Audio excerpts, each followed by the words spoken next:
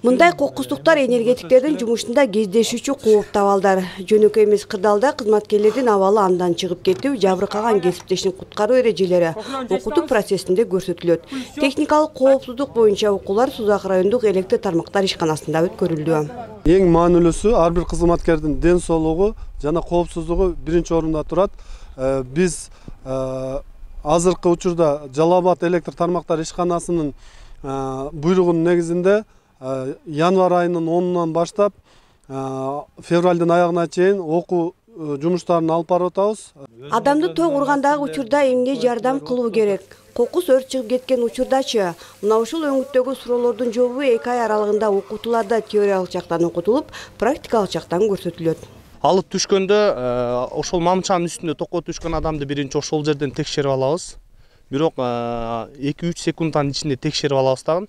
Андан соң атайын бизде ар бир электромонтер мамчанын үстүндө иштеп жатканда атайын страховочный канат деп коет. Атайын жиптер бар. Ошону менен ар дайым страховкада турат.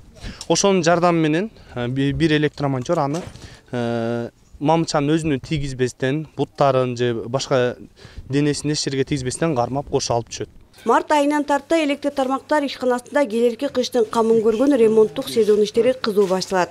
Ага чейин кызматкерлер түрдүү көндүмдөр аркылуу окуудан өтүшөт. Техникалык коопсуздук боюнча атайын даярдыктан өткөрүү дагы бир жолу текшерилип, анан жумуш башталат. Гүлжан Амандөйбө, Чыңгыз Абдыкадыров, Сузак району.